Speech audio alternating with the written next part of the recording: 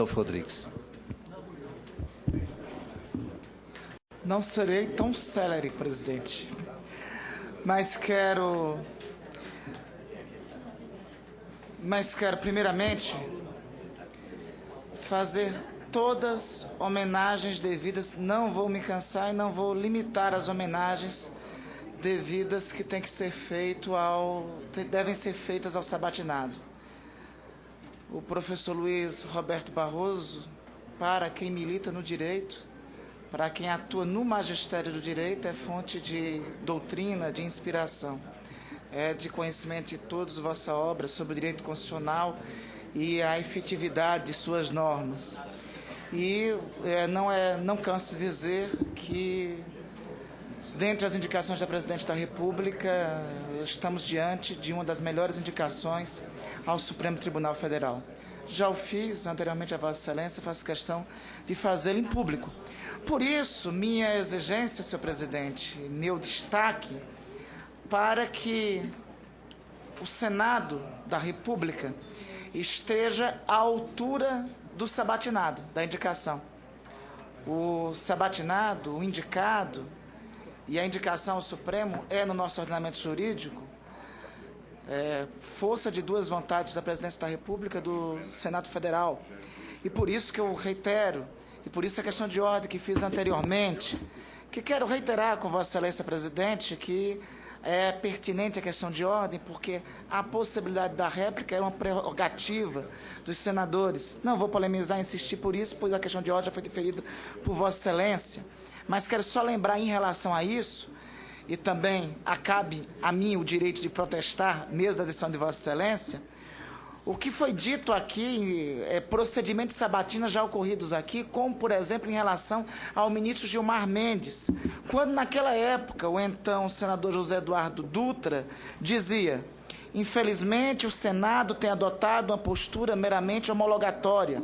O próprio incômodo dos colegas com relação à demora das perguntas, à demora das intervenções, mostra que, infelizmente, o uso do cachimbo tem feito a boca torta.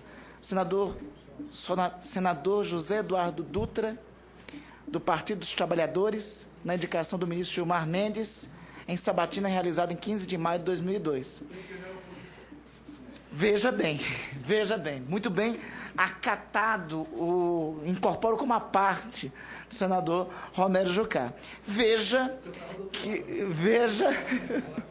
O senador Romero Jucá estava do mesmo lado, tanto em 2002 como atualmente, em relação a esse questionamento, né? Estava na mesma posição. Claro. Então, veja como é atual essa necessidade, essa provocação feita. Faço minha provocação do senador José Eduardo Dutra de 2002. E, por isso, é necessário apreciarmos propostas como do senador Roberto Requião, como apresentada pelo senador Aécio, e em relação a isso, já que o senador Roberto Requião arguiu o sistema alemão, que faço a primeira pergunta ao sabatinado, sobre ainda a adoção do sistema alemão. Aqui no sistema alemão também vige a apreciação do indicado ao Supremo Tribunal Federal, que lá é indicado pelo Parlamento, e é indicado e é apreciado pelas duas casas. E após a apreciação, e essa apreciação conta com a possibilidade de veto da minoria e com a possibilidade e com a necessidade de aprovação com o voto favorável de 3/5, conforme emenda constitucional. Não vou ao veto da minoria, mas incluo a possibilidade de apreciação por 3/5, conforme o quórum qualificado de emenda constitucional. Eu pergunto a opinião de Vossa Excelência a respeito disso, no processo de apreciação de indicados ao Supremo Tribunal Federal. Lhe pergunto a Vossa Excelência também no seguinte: notório de Vossa Excelência vários textos sobre a dinâmica da atividade judicial hoje e da necessidade da atividade judicial ter cada vez mais a participação social. Então, eu pergunto para Vossa Excelência, a pergunta que havia feito anteriormente na sabatina do ministro Fux. Pergunto a Vossa Excelência sobre a possibilidade de participação social em audiências públicas e a utilização do mecanismo de audiências públicas em decisões, notadamente em ações de inconstitucionalidade ou descumprimento de preceito fundamental a serem julgados pelo Supremo Tribunal Federal. E a utilização em conjunto disso do Instituto do Amicus Curiae, né, em especial em matérias, em temas relacionados com direitos humanos, né? A segunda pergunta que faço a Vossa Excelência. Nesse sentido ainda, professor Luiz Roberto Barroso, lhe pergunto o seguinte: a emenda constitucional 45, à luz da emenda constitucional 45, se determinou a implantação de ouvidorias de justiça. E nós temos em debate ainda, no meio da magistratura, do judiciário, a lei orgânica da magistratura nacional. Eu pergunto a Vossa Excelência qual a opinião sobre a instituição de ouvidorias externas para a atuação do judiciário e a instituição dessas ouvidorias em todas as instituições do sistema de justiça. Como Vossa Excelência vir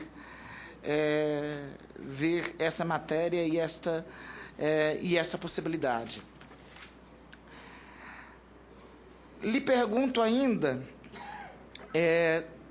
estudos da Comissão Pastoral da Terra apontam claramente o recrudescimento da violência, em especial contra os povos indígenas. Aliás, os jornais de hoje, lamentavelmente, todos noticiam que no Mato Grosso do Sul um outro índio foi vítima, foi baleado ainda ontem. Fora o caso do indígena assassinado na última quinta-feira. Eu pergunto a Vossa Excelência, nesse sentido, qual a sua opinião sobre os processos judiciais que versam sobre conflitos fundiários, sobre temas que envolvam povos indígenas e comunidades tradicionais? Não seriam esses temas asseverados sob jurisdição assentada nos tratados internacionais de direitos humanos? E ainda assim, nesse aspecto ainda, este ano iniciou com expectativa de realização de julgamentos emblemáticos sobre esse tema. O julgamento do assassinato da irmã Dorothy, dos fiscais, as chacinas de Felisburgo e de Unai, dentre outras. E temos, assim, esse iminente caso, o que está ocorrendo concretamente hoje no Mato Grosso do Sul, em relação aos povos indígenas. Eu reitero, o assassinato de um índio terena na última quinta-feira.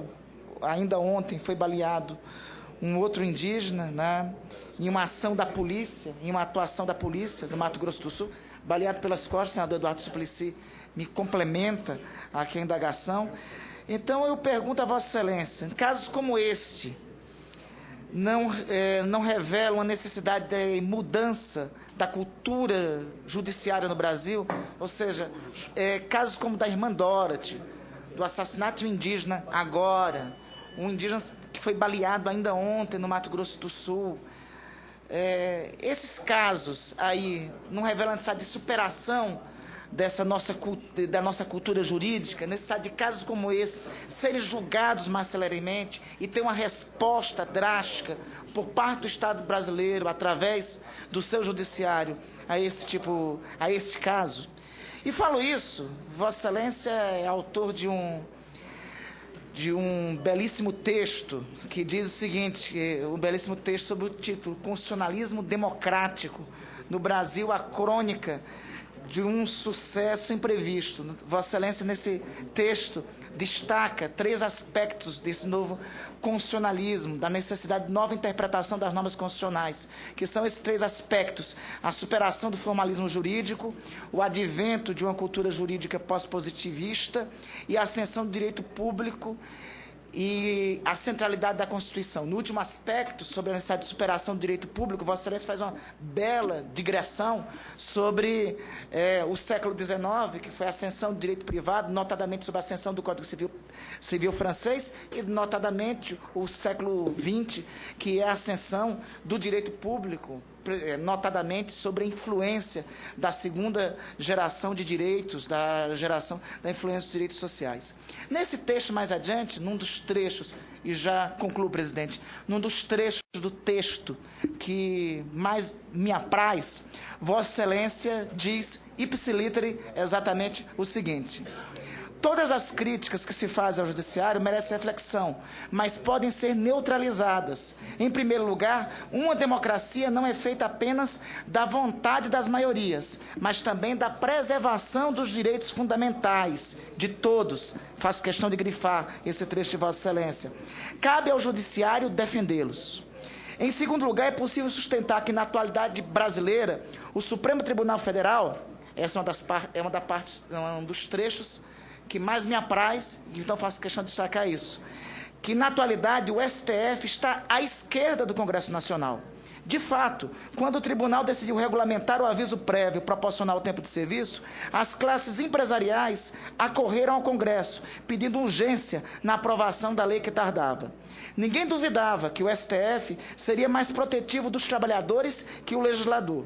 Quanto à capacidade institucional, juízes e tribunais devem ser autocontidos e deferentes aos outros. Poderes em questões técnicas complexas, como transposição de rios ou demarcação de terras indígenas. Por fim, a judicialização jamais deverá substituir a política, nem pode ser o meio ordinário de se resolverem as grandes questões. Pelo contrário, o judiciário só deve interferir quando a política falha. Eu quero, assim, destacar meu pleno acordo, repito, do texto de Vossa Excelência, é a parte que mais me apraz. Eu concluo desejando, oxalá, e eu tenho certeza que assim será, que a atuação de Vossa Excelência no Supremo Tribunal Federal será, de fato, coerente com esse parágrafo que acabei de ler, contido no texto de Vossa Excelência. Então, além de ser uma afirmação, é uma pergunta, esperando que assim o seja. Obrigado, presidente. Obrigado, senador.